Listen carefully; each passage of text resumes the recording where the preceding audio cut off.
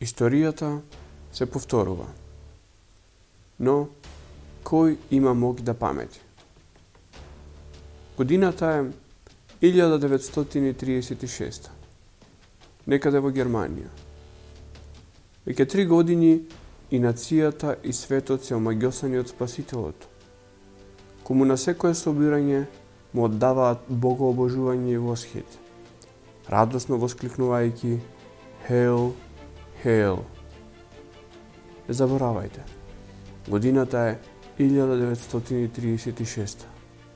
И дури и оние што не знаат зошто, сепак воскликнуваат Hail, Hail. Сите воскликнуваат, затоа што сите така прават. А знаете што всушност правеа? Всушност, големиот цивилизиран германски народ му се поклонуваше на еден мал австријски каплар. Сите. Ама ако доволно добро се загледате, ќе ги забележите непослушните светилници за кои јас постојано зборувам во моите видеа. Драги пријатели, нека биде ова еден скромен омаж за Аугуст Ландмесер. Тој непослушен светилник кој нити викна Хейл, нити од поздрави со наци поздравот. Историјата памети многу трагедии. Ако го заборавот дозволува нивно повторување, тогаш е само фарса. Затоа, драги пријатели, јас ви подготвив еден речник на поими кои во нашето време испишуваат историја. Историјата сигурно ќе ги запише онака како што веќе ги знаеме. Дозволете, јас да ви ги представам со јазикот на непослушните. Речник за непослушни. Вирус. Според Енциклопедија Британика и Википедија, субмикроскопски инфективен агенс. Во речникот на непослушните, тој е екскремент на затруена келија. Како сите екскременти, предизвикува компликации ако се внесе во здрава келија. Нешто налик на зомби, мртво и гладно за живо. Многу е веројатно дека вируси постојат на планетава од кога постои и живот. Невидлив непријател. Официјално тој е новиот коронавирус, SARS-CoV-2, предизвикувач на COVID-19. Кај непослушниве, наоѓаме дека тоа е идеален изговор за воведување на состојба слична на воена состојба, со сите мерки и ограничување на граѓанските и човековите права. Постои сомнеш дека заради невидливоста тој може да е секаде и во секого, скриен и камуфлиран во злосторникот по име асимптоматски преносител. Официјално, тој е човек полн со коронавирус, но нема развиено симптоми. Кај непослушниве, тој е човек со функционален имунобиолошки систем. Заради невидливоста и досега невидената моќ за камуфлажа на овој непријател, без преседан, владите широм светот се потприја на мислењата и сугестиите на струката. Струка, она благородно звање посветено на грижа и заштита на општото здравје. Во речникот на непослушните тоа е комитет за технократија, каде што стручните, против наша волја и против сите цивилизирани устави, но за наше добро, спроведуваат воведување нов социоекономски систем. Ова е очигледно преку фактор дека предложените мерки обично немаат врска со практична медицина, но имаат многу врска со социјален инженеринг. Па да видиме дел од нив. Полициски час. Се воведува во определен дел од денот, обично ноќните часови заради постоење на реална закана по животот на населението. Во тој период на улиците патролира полиција, гарантирајќи ја општата безбедност. Јас полициски час имам искусено лично во август 2001 година во Куманово, каде имаше реален непријател и реална закана. Со се во ова и непослушните се согласуваат. Но кога од равенката ќе се тргне непријателот, кој не постои онамо каде што нема луѓе, чуму полицискиот час. Зарем вирусот има работно време? Локдаун. Тоа е мерка која во Македонија се уште не е спроведена. Но сепак, авторот на видеово ја искуси пролетта годинава во една од најпогодените земји – Италија. Според струката, тоа е начин да се минимизира контактот меѓу заразените со незаразените, за да се постигне така нареченото изравнување на кривата. Непослушните забележале дека социоекономскиот систем е внесен во фармаколошки индуцирана кома, каде функционираат само есенцијалните активности – дистрибуција на храна и лекови, јавен ред, војска, транспорт, додека остатокот на населението за секое минимално движење треба да приложи автодекларација за траекторијата и мотивот на своето движење, кое е строго ограничено на рамката на матичната општина. За илустрација, од кисела вода не смеете да одите во центар. Сето ова само ја проверуваат сврстината на социјалното ткиво. Во меѓувреме, особено во првиот бран, повеќето од нас го прифатија се она што чудно идентично се прошири низ целиот свет. Еден таков пример е универзалниот хаштаг Остани дома, Stay at home, Io resto a casa. Непослушните во ова видео невидлива рака која дава идентични наредби ширум разноликиот свет. И за прв пат во историјата, секаде, и власт и опозиција, и леви и десни, трубеа едно исто. Остани дома.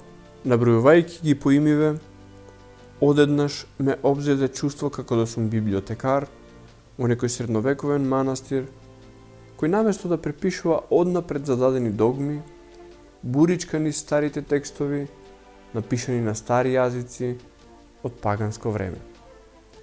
Во тие текстови, благодарение на разбирањето на словото на тие јазици, наместо ѓаволот, со читањето излегуваат стари и заборавени знаења. Во една таква книга, библиотекарот наидува на поделба на времињата споредена со одредени метали. Некое древно и далечно златно доба, па потоа сребрено, па бронзено, за на крај времето во кое живее самиот библиотекар биде означено со железно време. Тоа е исто што и кали југа во ветската традиција. Доба на брза и постојана декаденција. Време во кое човечкиот век е драстично намален во споредба со претходните епохи. Материјалното и духовното екзистираат истовремено во секоја индивидуа и се во постојан меѓусебен судир. Затворајќи го овој мал, рефлективен прозорец кон имагинарниот среден век, се враќаме назад во реалниот 21 век, каде продолжуваме со пишувањето на речникот за непослушни. Социјална дистанца. Представена како избегнување на масовни собери и одржување на определено физичко растојание. Непослушните во коренот на синтагмата пронаоѓаат замка за отоѓување на луѓето и претворање на социјалните колективи во изолирани поединци. Социјална дистанца и физичко растојание нити терминолошки, нити фактички можат да бидат исто. Одржувањето физичко растојание во места каде престојуваат заболени од инфективни болести е повеќе од логично. Но во општество на здрави луѓе, танцувањето танго, практикувањето спортови со контакт или одењето во кино, театар или ресторан, блискоста меѓу луѓето е природна состојба на сите тие активности. Маски. Најефикасно средство за спречување на ширењето на вирус. Непослушните ќе се присетат на дефиницијата на вирусот, каде за неговите димензии се вели дека се субмикроскопски. Аналогно, ниједна ткаенина не може успешно да ги спречи да проидат низ неа. Останува непријатното чувство дека носењето или неносењето на маски се претвора во барометар за социјална дисциплинираност или непослушност, како две крајни вредности на скалата. Потребата да се носат и на отворено, освен што го оневозможува дишењето на свеж воздух, мене, како Јанза ме јаде дека е само мерка со која се оправдува драконското казнување. А казнувањето пак ми се чини дека испаѓа како сметководствено пребивање за доделените ваучери во летниот период. Апликација Стоп Корона. Идеја до која се дојде речиси во сите земји, заради следење на физичките контакти помеѓу лица кои можеби и не се познаваат, но во одреден момент споделуваат физичка близина, преку Bluetooth-от на самиот мобилен апарат. Непослушните препознаваат совршена алатка за вмрежување преку смарт технологиите, каде преку нашиот мобилен уред, на кој одамна му имаме дозволено да не препознава по лице, по отпечаток, по глас, во кој ги имаме сите наши имейл адреси, лозинки или банкарски податоци, и сето тоа така вмрежено преку останатите смарт технологии ги остваруваат и највлажните соништа на големиот брат. Ништо заедничко со реална медицинска интервенција или помош. Само де факто потврдување на тезите од моето видео Дигитален тоталитаризам. Карантин е присилно изолирање на личности кои се заразени или потенцијално биле во допир со заразени личности. Терминот потекнува од 40 дена на италијански, период кој се сметал неопходен за инкубација на одредена болест и манифестирање на симптоми. Непослушниве се согласуваат со одредени изолирање на болни луѓе, но ставањето на цело здраво општество во локдаун е само колективен домашен притвор. Коморбилитети. Постојни заболувања или отежнителни физички состојби на пациентот, кој при тоа има и инфективна болест. Секој мудар лекар знае дека во медицината 1+1 не прават 2. Исто како колку пациенти, толку терапии. Тоа пред се заради посебноста на секој човечки организам. За некој пеницилинот е универзален антибиотик, за друг може да биде универзален отров. Коморбилитетот, односно дополнителната компликација од други заболувања, не е новост. И за жал, тие не само во ковид случаеви, туку и во секоја посериозна болест можат да бидат фатални. Исто како што и повеќето од нив можат да бидат превенирани со здрав начин на живот. Дојдов до 12-тиот поим во овој наш речник и чувствувам природна потреба овде да подзастанам. Речникот има и редица други поими кои ќе ги обработам од друга концептуална целина. Јас сум Татунчо, драги пријатели. А вие бидете непослушни светилници во ова доба на мрак. Секој добро.